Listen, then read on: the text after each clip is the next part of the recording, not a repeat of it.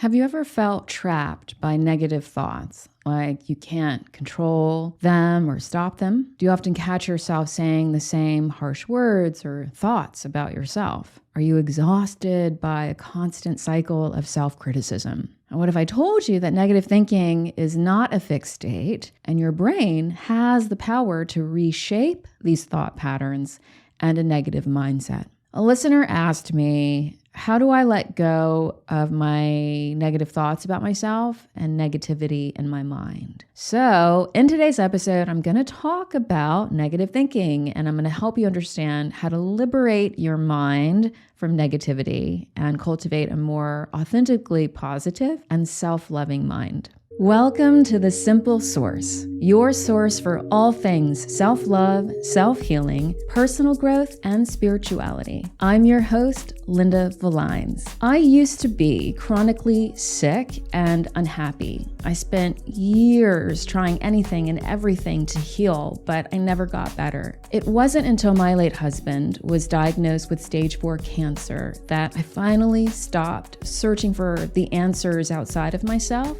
and turned within. I taught myself how to truly love and heal myself, how to finally be authentically healthy and happy, mind, body, and soul. I have over 10 years of personal and professional self-healing and teaching experience. I'm a trauma-informed, certified holistic health and wellness coach, certified Ayurveda counselor, and author. I healed myself of a lifetime of complex traumas and chronic conditions with joy and ease. Now I'm teaching you to do the same. So if you're ready to heal and love yourself more, mind, body, and soul, without all the struggle and stress, and with more joy and productivity, join me to liberate your highest, healthiest, and happiest self and learn how to thrive more simply. Let's get started with today's episode. My mental state and mind used to be a very, very dark, very angry, distrusting, self-loathing, self-criticizing, very sad, very anxious place. So I understand the drain of negative thinking and the toll that a negative mindset can have on the quality of your life. In fact, making that connection between how negative my mental state was and the state of my physical health, that was the turning point for me in my healing journey. It wasn't until my late husband was diagnosed with late-stage kidney cancer that I made a very committed and distinctive decision that I was not going to continue to be unhealthy and unhappy in the 2 years that he had left remaining, in the 2 years that we had left together.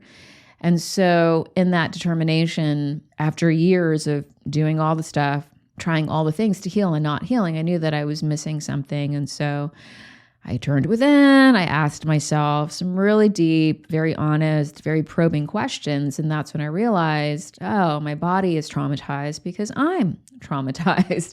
My body is in a negative physical state because my mind and my emotions are in a negative state, like constantly. And I realized that mentally it was very tumultuous and so unsafe. And that's because I fundamentally did not love myself. I fundamentally did not feel safe in myself. And so when I made the choice then to learn how to unconditionally love myself, to create safety within myself, to stop stressing all the fucking time about every little thing, to learn how to let shit go, to stop being in control of every little thing all the time, to really learn to relax. That was ultimately the key. And in doing all of that, I achieved spontaneous remission. I healed a lifetime of chronic conditions. A few months before my husband passed, I was healthy and happy. And so that's the power of changing your mental and emotional state. It has massive transformative effects on not only your physical self, but your entire life. So I say this to make the point that you're not stuck in negative thinking. You're not stuck with a dark and depressed mind, you have the capability to heal yourself. We're all naturally born to heal. But before we get into how to do that, you first have to understand what negative thinking is, what causes it. So let's start there. So I'm gonna cover some common types of negative thought patterns and cognitive distortions.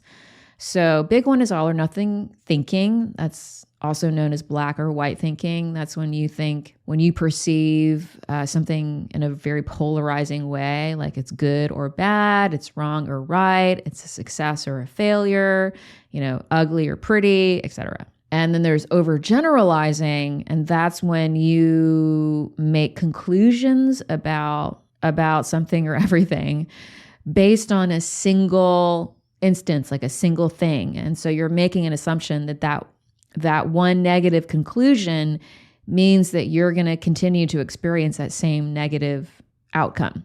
That's overgeneralizing. Then there's mental filtering, and that's when you're only focusing on the negative and filtering out the positive so that you end up dwelling or obsessing about the negatives. That was a big one for me. That's a big one for a lot of people.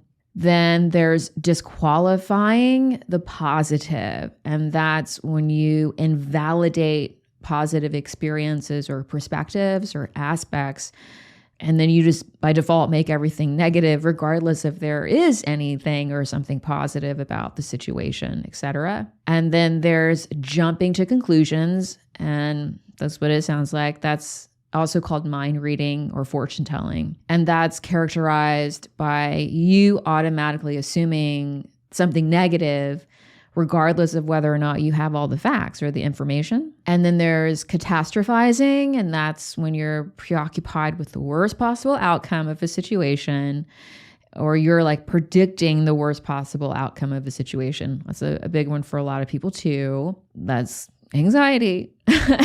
And then there's identifying with your emotions. This is another big one. That's when you believe that your negative emotions reflect who you are, or you rationalize that your emotions make your situation true. And should statements are another one, like, using shoulds or musts, you ought to do that. Those statements drive judgment and shame about yourself.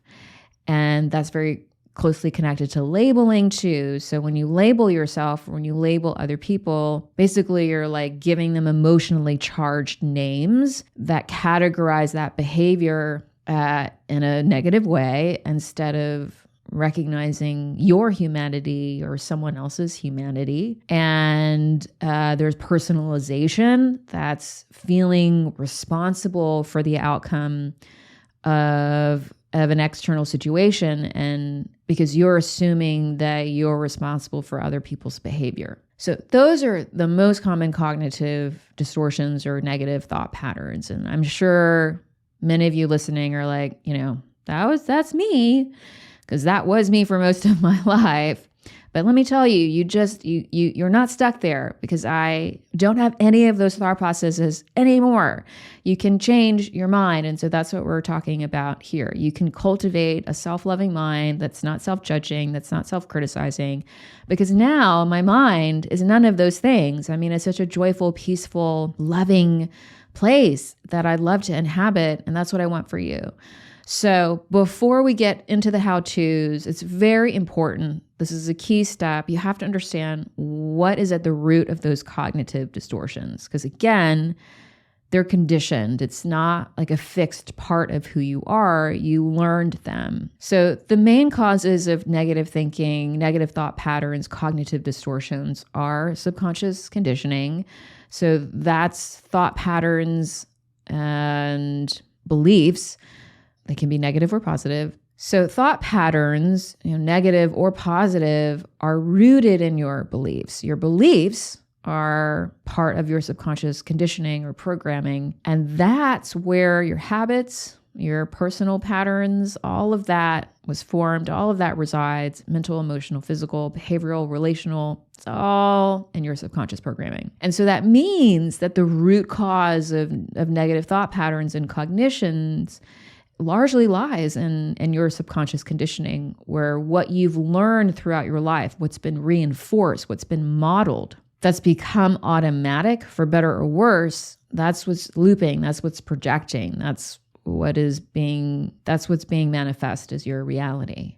And so at the core of that subconscious programming, if it's a negative belief, is unresolved trauma or deeply emotionally, mentally distressing experience that you haven't resolved. So unresolved trauma is at the root of subconscious conditioning and beliefs that result in habituated negative thought patterns and cognitive distortion.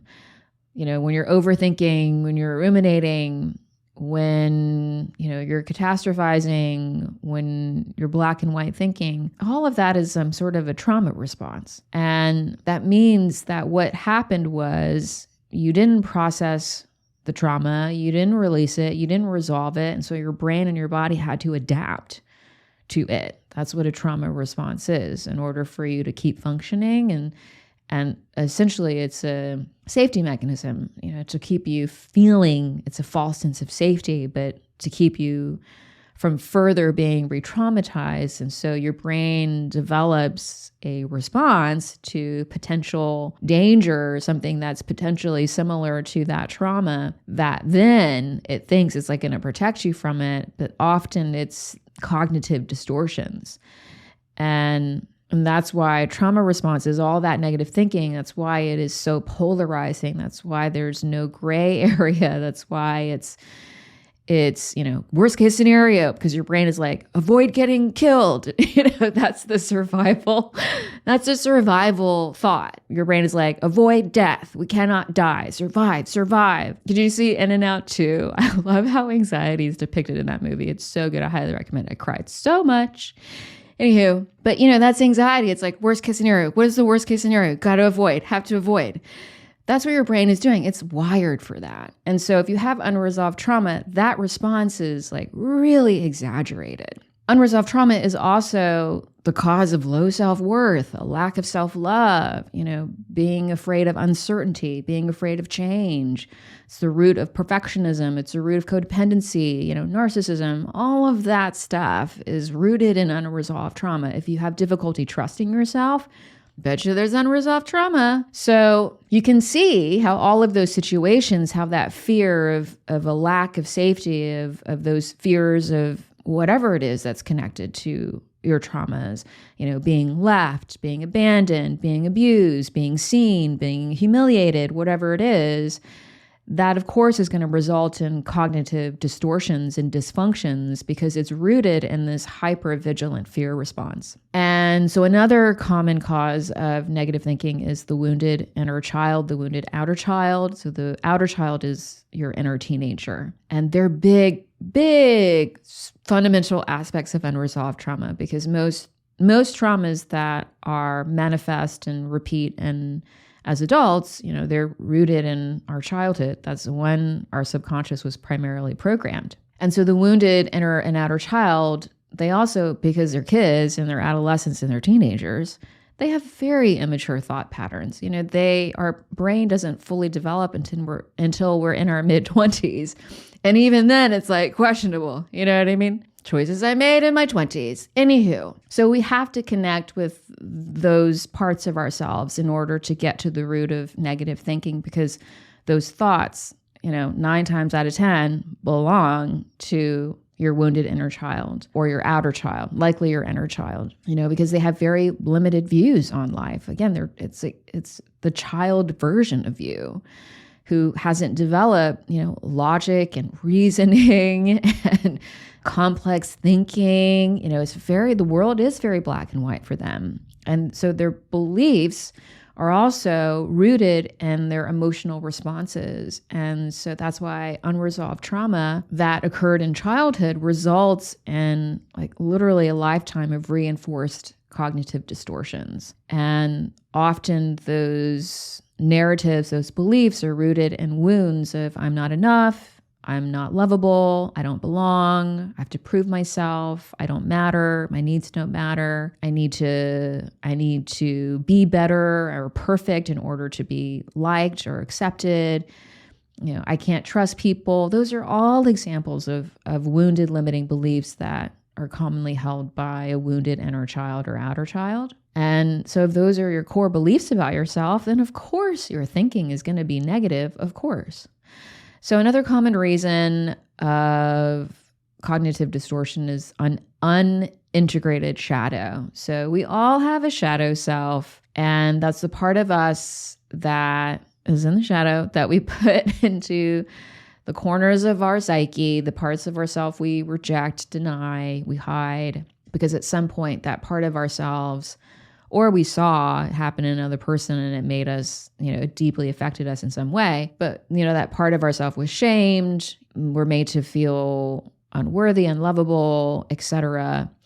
So when you have unintegrated shadow, your shadow ends up unconsciously instigating a lot of your negative perceptions because you're just projecting yourself. That's your reality is you. When you harbor a lot of unresolved shame and guilt and fear and resentment and judgment, then your subconscious is going to project that so that you can resolve it. That's how our brain works. Our brain really doesn't like shit unresolved. It likes a nice, complete story. It likes a happy ending. And so it's going to project what you haven't accepted about yourself, what needs to be resolved and healed so that you can resolve it. Also, poor emotional health is a big common cause of negative thinking because the connection between your thoughts and your emotions is inherent. Emotions are often responses to thoughts, and thoughts are often responses to emotions. And so poor emotional health is not only going to give rise to a negative thought pattern because you're stuck in emotional dysregulation or in a depressive emotional state. But if you already have a habit of negative thinking, then if you have poor emotional health, it's just going to exacerbate that. It's not a great feedback loop. So if your dominant emotional state is negative because of constant anxiety and worry and fear and suppressed anger or sadness or grief or whatever, then of course your dominant mental state is going to reflect that. And lastly, people don't talk about this, but brain injuries and brain health are also they're factors. They're factors because unresolved brain injuries can negatively alter how you perceive yourself and the world, and also how you communicate. And that, of course, is going to contribute to negative thought patterns and cognitive distortion. And if your brain health has been compromised because of chronic stress, which is like most people, because of toxicity, like mold or heavy metals, which is also like a lot of people, because the world is just not pristine, and like malnutrition because you're eating a poor diet, then it's going to be difficult to have healthy thought patterns because your brain's ability to function optimally is compromised. And, of course, there are other factors like an overactive default mode network. That's the network of your brain that's active when you worry, when you ruminate, when you overthink, and you stress on a certain topic. There are other factors, but we don't need to get granular. Okay, so how many of those root causes are familiar or resonate with you? For me, my negative thinking and my negativity was largely due to unresolved trauma and a wounded inner child, a wounded outer child, and unintegrated shadow, like big parts of myself that I deemed shameful and wrong and bad, and, I judged them. And also, chronic stress was a really big factor. I was stressed all the time. So, you got to think, when you're shamed and criticized, when your authentic self isn't seen or valued or respected as a child, and your parents or your caregivers, they model self-criticism. They model being hard on yourself. They model being stressed all the time, and they normalize all of that, and they don't teach you how to love yourself, or you don't even see them loving themselves. Instead you're molded by a perfectionistic and very polarizing school system, and also pop culture that idealizes like perfectionism. It's very easy to develop negative beliefs about yourself in the world. And of course, that's going to develop into negative thought patterns and cognitive distortion. And so what I described is so common. It's unfortunately very common. And so I also want you to know that you're not alone in this. And it's certainly something that I think is a shared experience for many people. And so, Now that you understand that you're not alone, that this is a common issue, you have an understanding about what negative thinking is and the causes of it, and that it's not intrinsic, but rather conditioned through your lifestyle, through your experiences, namely unresolved trauma and past conditioning and wounded limiting beliefs. How do you transform negative thought patterns and cognitive distortion? So neuroplasticity is an innate self-healing capability that you have for your entire life. Neuroplasticity is your brain's capability to rewire itself and thus transform its beliefs and thought patterns. So in the same way that your brain adopted unhealthy, wounded, and limiting beliefs, it can adopt healthy, self-loving, and empowered beliefs. So achieving neuroplasticity is the root of your ability to heal yourself productively and authentically. And it's also where a lot of people get stuck. They make the healing effort, but they haven't actually changed their brain, or rather, more specifically, their subconscious mind, because our subconscious is the majority of our brain and what controls the majority of our life. So how do you achieve neuroplasticity? First step is becoming educated about what negative thinking is so that you can recognize it when it occurs. Self-awareness is always step one. And so we covered that. Now, the second step is you have to identify the root cause of the negative thinking or the cognitive distortion. And we also just covered that. So now we've arrived. Okay, so once you cultivate awareness about your negative thinking, your thought patterns, cognitive distortions, and you can identify them for what they are, like, oh, this is black and white thinking, this is overgeneralizing, I'm personalizing, etc. And then you understand, you take the actions and then you invest in learning what the root cause is of that cognitive distortion, then your healing journey begins, friend, because that's the healing work, is healing the root cause. So that means committing to healing your traumas, to healing your inner child, outer child, your shadows. That means challenging your limiting beliefs and replacing them with healing beliefs. That means developing emotional health. That means taking care of your brain and your brain health. But what's critical to understand is that all of this needs to be done with self-love, which innately entails self-acceptance and self-trust, so that process of healing the root causes of your negative thinking feels safe and is stable and productive. Because otherwise, there's going to be a lot of inner conflict, a lot of back and forth, a lot of contending with yourself, a lot of arguing with yourself, a lot of inner turmoil still, a lot of disbelief. And you're going to be utilizing a lot of unnecessary energy in that war with yourself because you essentially don't know how to show up for yourself, for those wounded parts of yourself, with kindness, with presence, with compassion, with patience, with respect and understanding. You're going to be hard on yourself. And so really, if we back it up, self-love is really the first step. It really makes such a massive difference in the healing journey because when you try to heal without it, you're inevitably going to be faced with struggle and stress and stagnation. And that's why self-love is so fundamental. Unconditional self-love is so fundamental to my healing approach and my program. And also why it's proven to be so effective. It literally makes your healing journey entirely different and in the best way. So now let's briefly talk about each aspect of that process that I laid out, that process of you transforming negative thinking into a genuinely positive and self-loving mind. So healing trauma is often misunderstood. I talked about this actually in the last episode. So if you missed it, highly recommend going back and listening to it. A lot of people think that talk therapy is how you achieve trauma resolution. You find a therapist, you work with a therapist, you talk with a therapist, and that's great.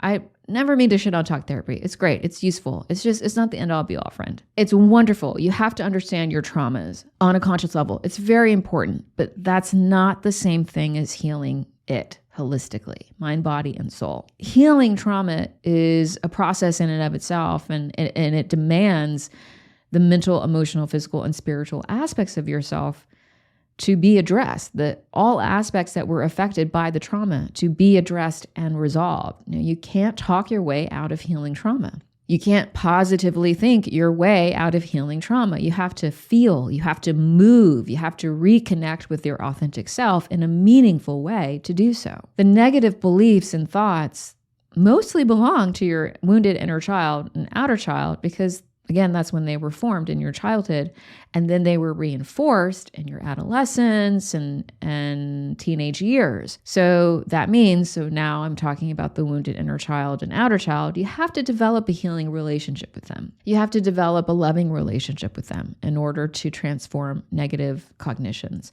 And that means making an effort to see and honor and validate and listen to and communicate with and care for those parts of yourself in a sincere and consistent manner.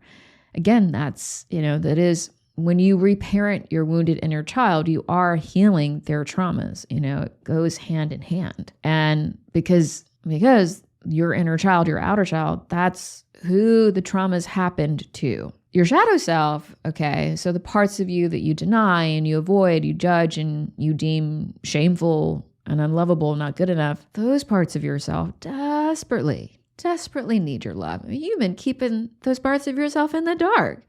They need to be seen, like big time. They need to be accepted. They need to be loved. They need your attention, like the most, because again, you've been keeping them in the shadows. They're starved. They're starved for attention. They're starved for love and your light. And so when you invite those parts of you forward with love and curiosity, that means a willingness to learn from those parts of yourself, then you're not only going to feel more whole and more at peace, but you're naturally going to experience less negativity because you're going to be judging and criticizing yourself less by integrating those shadow aspects. And so now, challenging your limiting beliefs, let's get there. Let's just briefly touch on that. It's so important. Many people operate from so many limiting beliefs, and they never stop to question whether or not those beliefs are valid, where those beliefs come from, whether those beliefs actually serve them. I did a whole episode about limiting beliefs. So again, highly recommend you go back and listen to it. It's really powerful because it's such a huge part of so many people's healing journeys and why so many people struggle to heal.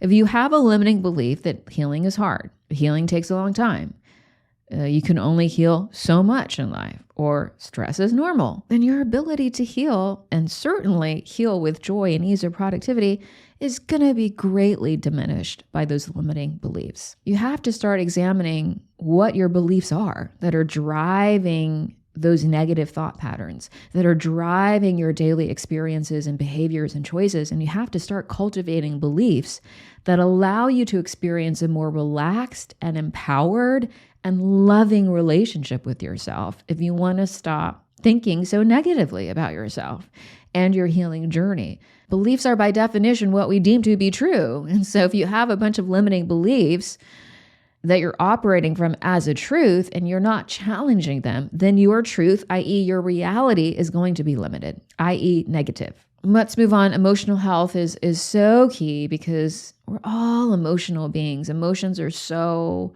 fundamental to our existence. It's what makes us human. And they're also the primary cues for our nervous system. So they tell our brains and our bodies what's happening in our environment so that our nervous system can orchestrate an appropriate response. Because remember, our brains and our nervous systems are so attuned to fear because survival is key, like number one priority. And fear or stress will tell your brain, your body, your nervous system, oh, something is wrong. Something is threatening my survival. So that's why emotions, because fear is an emotion, is the primary cue for your nervous system. So if you have a lot of suppressed emotions, if you judge your emotions, if you think that you are your emotions, if you get very easily overcome by your emotions, then you're not in command of your nervous system. And then thus you're not in command of your mind, meaning your mental state. And lastly, taking care of your brain health is only going to support your mental health. And that means eating less processed food, eating more nutritionally dense, whole, plant based foods. That means prioritizing quality and sufficient sleep consistently. That means drinking way less alcohol. That means limiting your exposure to toxins. That means exercising regularly, drinking plenty of clean water every day. That means engaging your brain in learning activities, like reading, like regularly. A starved, toxic, dehydrated, unused, and sleep-deprived brain is not a conducive place for optimal mental health and healing. So I hope you have a better understanding that negative thinking and negative mindsets are conditioned and that they can be unlearned. But you have to get to the root. You have to develop a more empowered and self-loving relationship with yourself in order to have a healthier, more empowered and more loving, peaceful mind. And that means you have to embrace your innate healing capabilities and you have to invest in healing work. That's going to require you to stop seeing yourself as a victim of your thoughts and to start embracing the fact that you were born to heal. You were born to thrive. And you are inherently capable of profound transformation because change is part of your natural design. Your body is constantly changing, is constantly adapting. And so that means that's your superpower. So you're not stuck with a negative mind, but you have to be patient with this process because that conditioning, that did not happen overnight. And so transforming negative thought patterns and healing the traumas at the root, that's also not going to happen overnight. So you have to try to relax into this process and know that when you commit to your healing with an approach that makes healing productive, meaning starting with self-love and practicing mindfulness and having a structure, if you approach your healing in a way that is safe and self-loving and stable, then healing is inevitable for you. So here's your action step for the week. I want you to practice loving yourself more. So when you become aware of a negative thought about yourself, or that you're operating from a negative mindset or just being plain negative, instead of being hard on yourself, instead of being like, damn, that sucks, take that moment of awareness, bask in that presence, and breathe. Firstly, take a breath from your belly to begin to regulate your nervous system. And then accept that a wounded part of yourself has surfaced and just wants to be seen, wants to be loved. And give that part of yourself validation because its existence matters. Just because you have a negative thought doesn't mean that you are a negative or bad person. And so the more that you become aware of those cognitive distortions and you pause and you breathe and you self-validate and you self-regulate and you give yourself love, the more that you are going to engage that reconditioning process, that healing process, because you're telling your brain, you're telling your nervous system, you're telling your body, oh, wait, the trauma is over. I'm not in danger right now. I'm safe. I'm here for myself. I'm in command of myself. And that is what is required for transformation. You have to make different choices in order to have a different experience. Because if you continue to relate to the negative aspects of yourself in a negative way, meaning being harsh and critical, judging, feeling ashamed, feeling frustrated, all of that is just more of the wounding surfacing. So if you practice that presence, when you do develop the awareness, oh, okay, this is a wounded aspect of myself that's surfacing, that is just telling me, hey, I need to be seen. I need to be validated. I need your love. I need your attention. That changes the game, friend. It's no longer about I'm a sucky human being and I'm a really negative person and I'm stuck this way. All of a sudden, it's a massive, beautiful moment in your life where you are being given a profound opportunity to see yourself, to know yourself, to love yourself, to expand your heart, and to walk into the next moment of your life more free, more peaceful, more empowered.